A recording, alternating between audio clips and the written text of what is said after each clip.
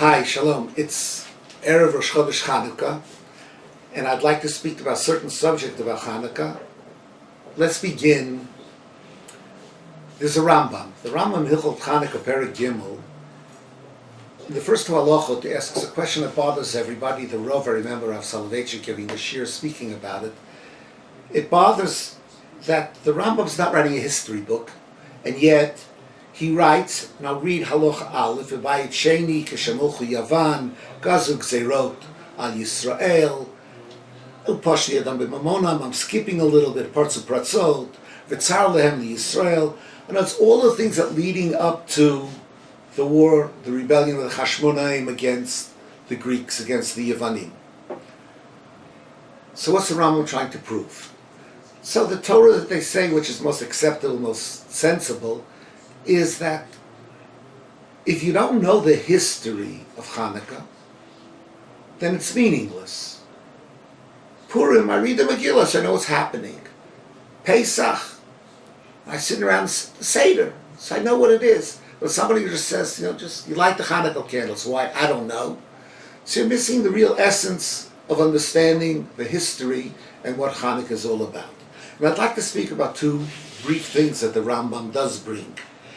And there seems to be always in the Rambam a question of repetitive language. The Rambam says like this: the lachatz and lachatz gadol, the Yevanim, the Greeks, great pressure on the Jewish people.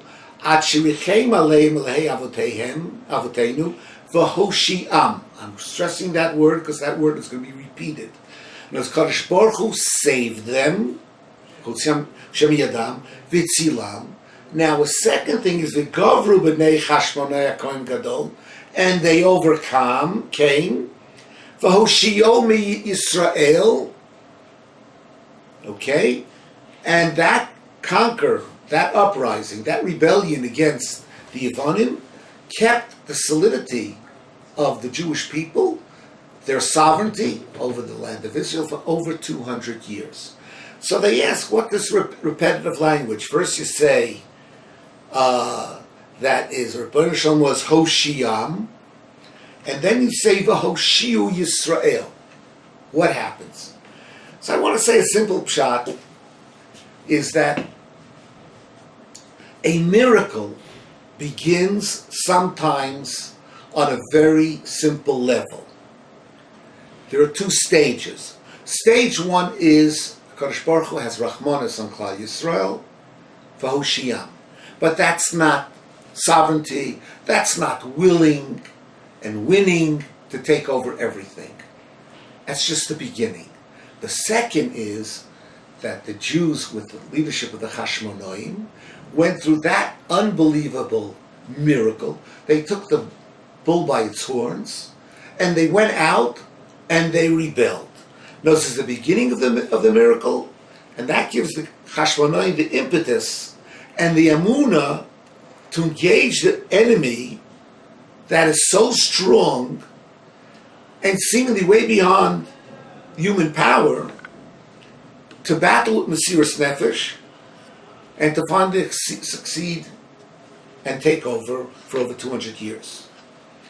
And this Rambam's language is when the Rambam next continues. What is the second? Is the battle. And then, of course, is the Pach Shemen. So what happened with the Pach Shemen? Miraculously, they come into a place where Yavan had taken over and defiled totally, and all of a sudden they find a little Pach Shemen. Wow! Okay, let's light the menorah. How long will the menorah stay? Who knows? Stay a day, a half a day. Let's try it. Let's go with it. And they go with it. And the Rambam says what happens, and the miracle is, the Rambam is unique in this, that they light from that Pach, little Pach Shemen, they pour and they pour and they pour 1 day, 2 days, 3 days, 4 days, 6, 7 days, 8 days, and that Pach Shemen remains filled for the entire time until they get their own oil.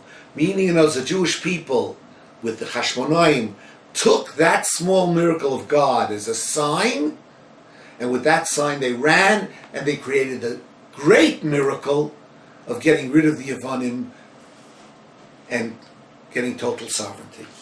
And I think that's an important message for us as individuals also. I say it that this concept to be able to apply to our personal lives, something that's a small miracle for Kodesh Baruch Hu. Let's talk about, we're talking to Talmidim, to alumni, this and that, and parents, dear parents. Children in the 8th grade make a decision, in the 12th grade make a decision, they want to come to Eretz Yisrael to learn for a year. And Baruch Hashem, the Talmidim Bayas came, and they made the good choice. It was Siyata D'Shmaya, a miracle from Kodesh Baruch Hu. The lesson should be, guys, that little miracle, take the ball and run with it for the entire 9 yards. Bring that touchdown. That you should be able to start from one small miracle and build it to a total large miracle that'll change your entire life, impact upon you forever. And in Yirtzeh Hashem, you and your family and all of us, we should be blessed with the Chanukah that will be not only for Klal Yisrael, but even for our personal lives. See more small miracles and change those miracles into very large miracles that should be everlasting. Amen. Thank you.